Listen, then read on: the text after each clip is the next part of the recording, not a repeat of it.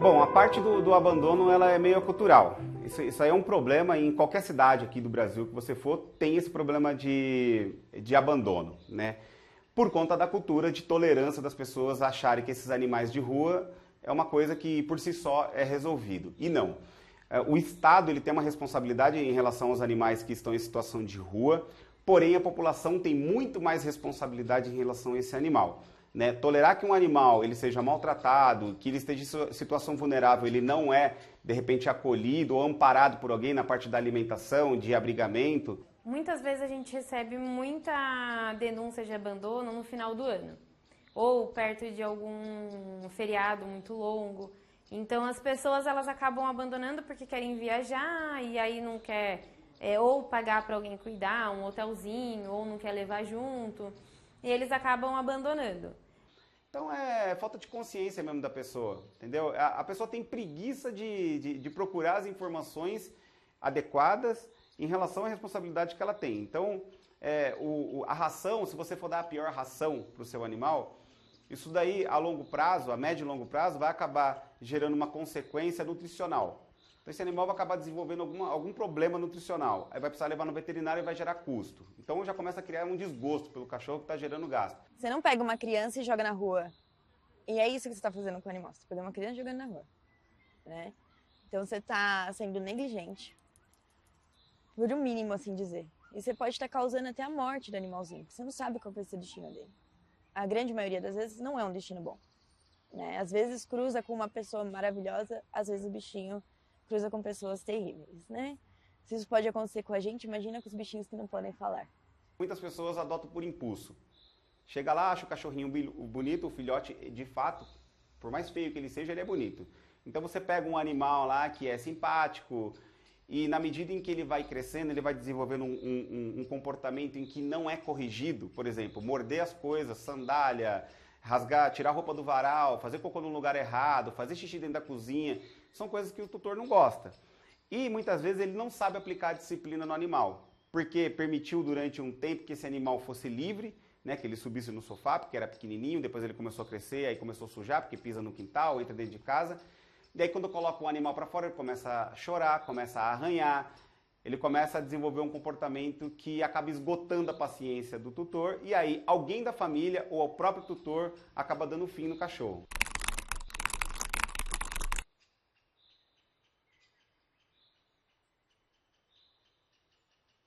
Aí é difícil.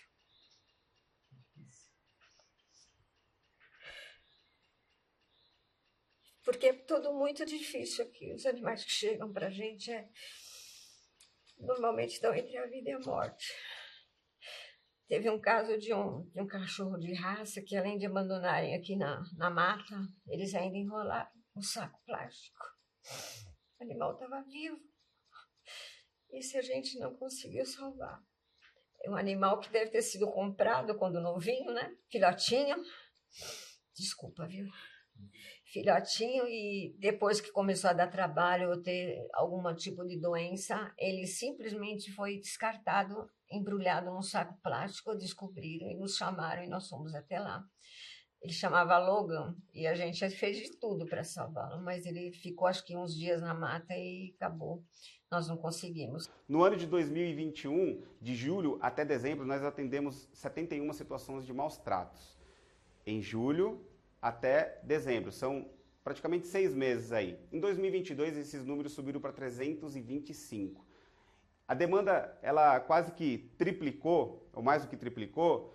Por quê? Porque a população começou a entender a importância da parte da fiscalização e acabou canalizando esses pedidos, né, essas denúncias, para o nosso departamento. Então, obviamente, aumentou a demanda. E em 2023, que é esse ano, a gente não está nem na metade do ano ainda, foram 394 situações de maus tratos que a gente já atendeu. Então a tendência é dobrar e a gente chegar perto dos 700 atendimentos a situações de maus tratos.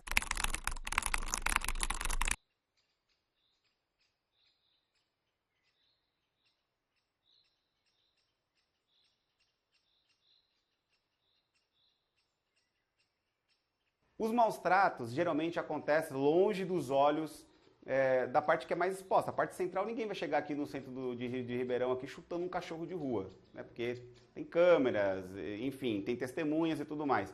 Isso acontece na casa do tutor. Então, para poder configurar maus tratos, a gente precisa ou flagrar, ou ter um registro de imagem, ou então a gente encontrar alguma evidência de que esse animal sofreu algum tipo de tortura.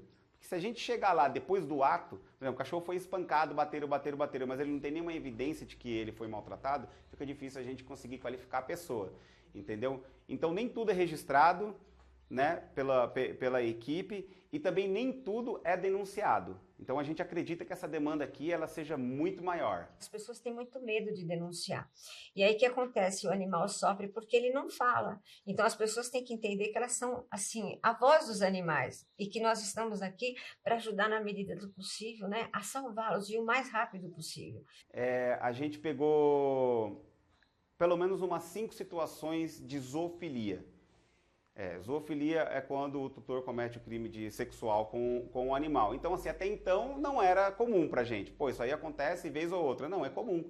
É comum. Geralmente são pessoas solitárias, homens que vivem sozinhos, que têm um animal dentro de casa e faz isso regularmente. E a gente acaba vendo o reflexo no animal, né, que tem medo do homem, né, ou que tem medo do contato humano por conta dessa sequência de abusos. E aí ele acaba sendo recolhido para um abrigo em que tem que ser feito um trabalho de reabilitação com esse animal e acaba dificultando a parte de adoção depois. Então, muito provavelmente, esse animal vai acabar morrendo no abrigo, vai viver toda a vida lá com medo dentro do abrigo. Então, assim, gera um trauma que é quase irreversível. Tá? Essa é uma das situações. Fora os cães que apanham, fora os cães que são mutilados. A gente já pegou situações em que os cachorros são esfaqueados, porque o cara chega bêbado em casa. Então, em relação de maus tratos, esses animais eles chegam assustados, eles chegam muito fracos, debilitados. Se é um animal que ele sofre violência física, né, ele chega às vezes muito acuado. Às vezes o animal não é nervoso, mas ele chega bravo porque ele tem medo e quer se defender. Então a gente está sempre preparado para todo tipo de forma que o animal vai chegar aí pra gente. A última ocorrência que a gente atendeu em relação ao canil clandestino, a gente apreendeu 64 animais. Dos 64 animais, mais ou menos umas 8 fêmeas estavam prenhas, então isso daí acabou aumentando o número de animais. Muitos nasceram já em óbito, né, vieram mortos, teve que fazer cesárea, várias situações de emergência. Alguns animais ainda estão em tratamento porque sofreu estupro por parte do tutor. Isso daí acabou sendo laudado pela equipe veterinária, porque achou uma série de evidências. Na medida que ia avançando, eles eram separados por madeirites, né? As baias eram separadas por madeirites. O chão, eles tinham como forro jornal picado. E o alimento, ele era dado pescoço de frango com alguma outra coisa que a gente não conseguiu entender, mas não era ração. esses alimentos eles estavam azedos, estavam sem água, e esses animais eles não passavam pela manutenção de tosa. Então os pelos eles estavam tudo grudado com fezes, com restos de alimento, com sangue, de placenta das fêmeas que estavam dando filhote. Então você imagina essa mistura no cachorro, que ficava impregnada, e é o tipo de situação que a gente acabou tendo que deparar e ter que cuidar emergentemente para os animais acabar não piorando. Isso daí é tudo agravante para o dono do canil, que inclusive admitiu uma série de situações irregulares, como a parte de medicamentos de uso controlado, que é para ser feito a eutanásia dos animais. Ele não pode fazer isso, só pode ser feito por um veterinário qualificado, e com um laudo atestando que não existe mais nenhuma forma de tratar o animal. Tá? Então, quer dizer, dentro do canil não era para ser feito esse tipo de coisa. A gente encontrou o animal morto queimado, né, na fogueira, porque ele tentou esconder esse animal morto enterrado, jogado no mato. E aí ele acabou sendo preso em flagrante, e na audiência de custódia, que foi 24 horas depois, ele acabou sendo solto porque o juiz interpretou que ele não oferecia risco para a sociedade. Porém, oferece risco para os animais. Porque uma pessoa que tem um hábito, né, que já tem o costume de trabalhar com esse tipo de comércio, ele só sabe fazer isso. Então ele vai voltar a vender animal. Só que a gente passou a monitorar o lugar onde ele vive agora, né? Você entende que a situação em que a gente faz a parte de fiscalização e responsabilizar a pessoa acaba ficando impune. Então, por isso que a legislação ela é muito fraca para poder lidar com esse tipo de situação. A gente faz o nosso trabalho, a pessoa é responsabilizada, porém ela não paga por isso.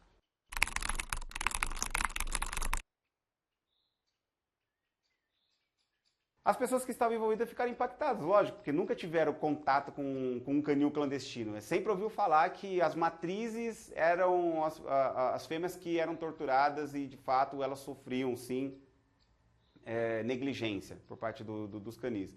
E na hora que viram, ficaram, pô, e agora, meu? E tipo assim, o negócio foi tão emocionante, vamos dizer assim, que grande parte das pessoas envolvidas acabaram adotando os animais que estavam lá. A equipe, cada um ficou com um bicho, entendeu? Porque acabou criando um laço, porque o tempo que a gente teve que ficar, quase 48 horas no lugar, para poder preservar o lugar, porque foi a perícia policial.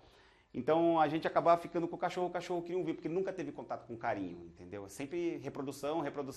Então eles não tiveram. Na hora que eles tiveram, né, quebraram, né, essa barreira em que a gente podia ter o contato, esses animais se mostraram bastante carinhosos. Você vê, só sofreram a vida inteira e a partir do momento que a gente oferece o carinho, eles passaram a ficar muito mais amistosos. Sempre existe um sapatinho para um pezinho, né? Que ONG não é lugar para cachorro, assim como asilo não é lugar para velho e muito menos creche é lugar para criança.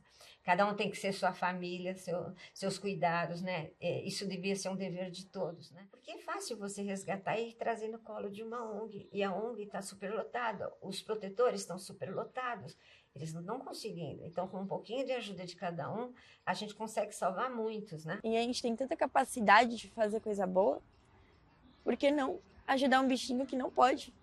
Entendeu? Eu acho que esse é um básico, não é aquela coisa, se os mais fortes cuidam dos mais fracos. É só a gente comparar uma criança adotada. O que muda numa criança adotada? Ela não vai crescer num sistema. Ela não está jogada à própria sorte. Ela está tendo uma família, ela está aprendendo valores, ela está aprendendo o que é afeto, né? É a mesma coisa, ele tá aprendendo tudo isso. Oportunidade, né, de um cão que talvez nunca terá uma família, receber esse amor, esse carinho que a família está disposto a dar para o animal. É isso aí, é tirar eles das ruas, ajudar. É uma vida, né? Acho que todo mundo pode, acho que todo mundo tem um pouquinho para ajudar, todo mundo pode ajudar. Eu falo para as pessoas que se você não consegue ajudar financeiramente, compartilhe um post no Facebook ou no Instagram de animais que precisam de adoção. Porque aí, por exemplo, você compartilhando a postagem, às vezes não vai ter muita curtida, mas alguém vai olhar e provavelmente se interessa em adotar esse animal. E quando a gente doa um animal, a gente consegue resgatar outro no lugar. É um ciclo. A adoção é o nosso finalmente, né? Quando a gente fala assim, missão cumprida. Para quem está envolvido na causa, ele é o ápice de todo o trabalho que foi realizado de recuperação animal. Conseguimos uma família e essa família vai cuidar. Nós temos assim pelo WhatsApp, né? A gente tem a notícia de como eles estão brincando, correndo no sofá, dormindo do lado do adotante. A gente alcançou aí a margem eu tenho que fazer uma conta aqui de 2021 a 2023, uns 400 animais adotados. É bastante bicho, são 400 animais que estariam nas ruas.